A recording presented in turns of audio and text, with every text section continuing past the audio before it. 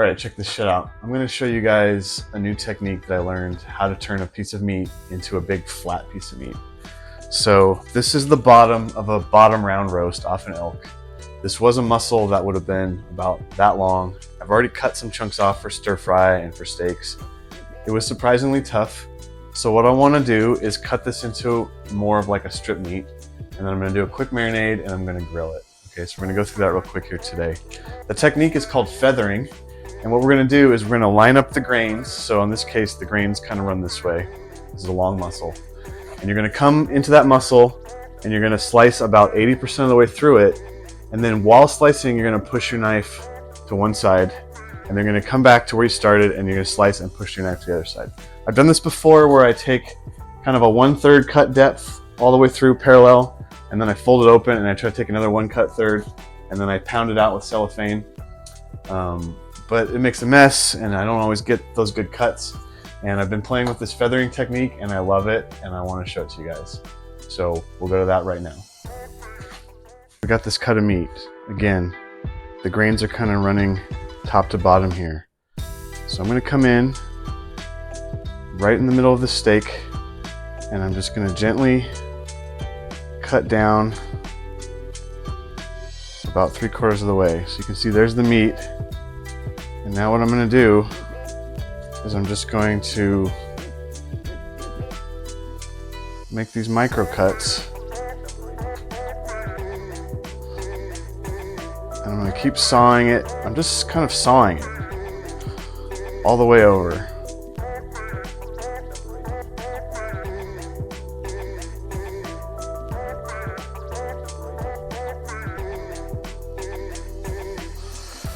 So you can see I've turned that huge hunk of meat now into kind of a thin little piece of thin steak. I didn't do a perfect job, but that's okay. I'm just gonna kind of clean up this fat top. We got that. We're gonna flip it around. We're gonna do the same thing on the other side. Starting from where we started the first time, maybe just pushing up a little bit against it. Again, just a bunch of small cuts.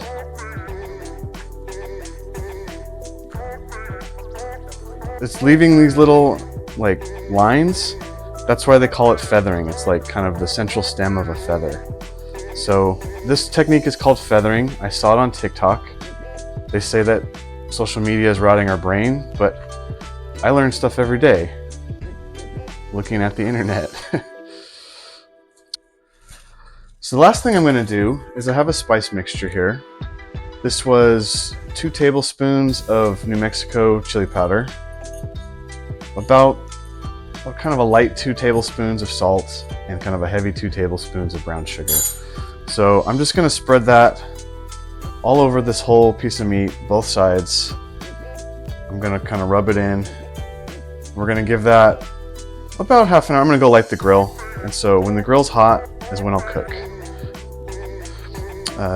If you're gonna put salt on your meat, a dry rub, you wanna try to give it like 30 minutes or so if you can. So my method is I kind of get the meat ready, I light the grill, the meat's kind of coming to room temp, and the salt is doing its magic, and then it goes on the grill. And you can see this got like folds.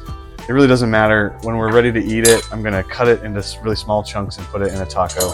So, you know, the presentation right now doesn't really matter so much for the final product. This is a recipe I should mention. It's kind of a quick, and even this method of spreading out a large piece of meat, I got it off Wild and Whole from Danielle Pruitt. So this is her marinade recipe. It was her recommendation to flatten a bottom round roast, and I've done it before and I loved it. Wanted to do it again, and I wanted to show you guys this feathering technique. So that's pretty good. I got a lot of spice on there. This is gonna have a nice flavor. It'll have a nice salt level. New Mexico chili has a really nice, like, sweet, smoky flavor. I have the mild, it's not too spicy. There you go.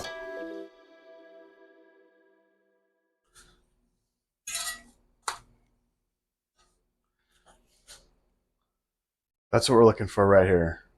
When you're making tacos, you want to puff your tortillas in a hot pan. Just 30 seconds per side in a smoking hot pan until it literally fills up with air like this. And that's going to give it pliability and help you make a better taco. Okay, we're in the final stages here. Brought this meat in. You can see it's got a nice grilled char to it. Beautiful.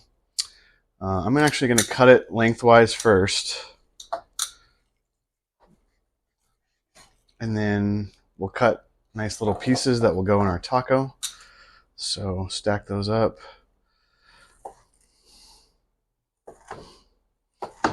Nice, beautiful elk steak tacos.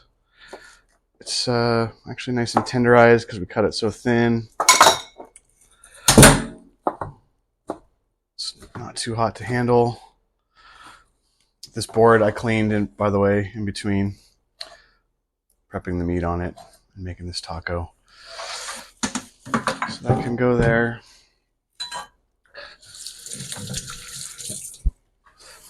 So this is how we build a taco. This is SoCal style. There's some really fancy places here where you can get like a fish taco with like a slice of strawberry on it.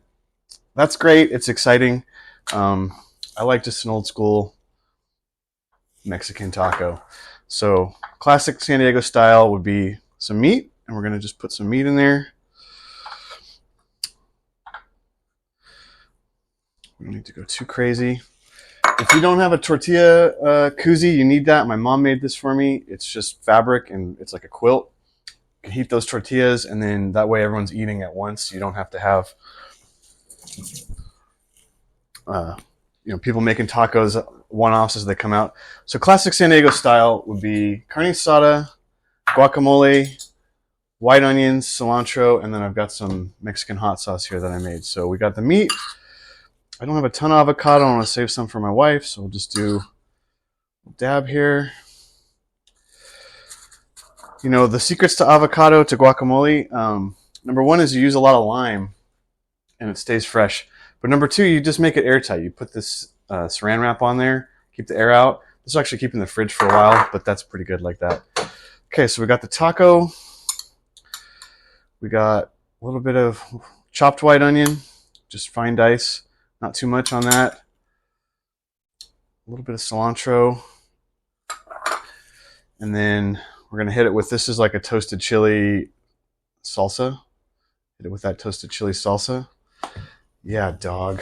Look at that.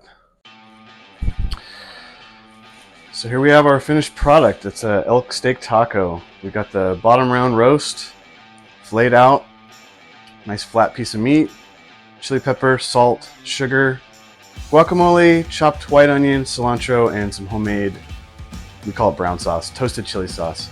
So I will give you a recipe for that on another video, but let's give this one a try.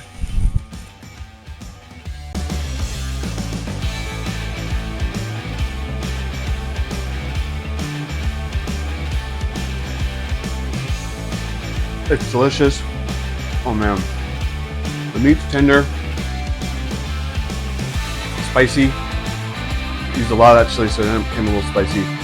Guacamole cools it off, gives it a little bit of moisture because it's kind of a dry cut of meat. The onions kind of blend in, cilantro, nice mixture. It's the toasted chili sauce that makes it amazing. So I'm going to finish this up, clean up the kitchen, and we'll have some dinner when my wife gets home. All right, cheers guys.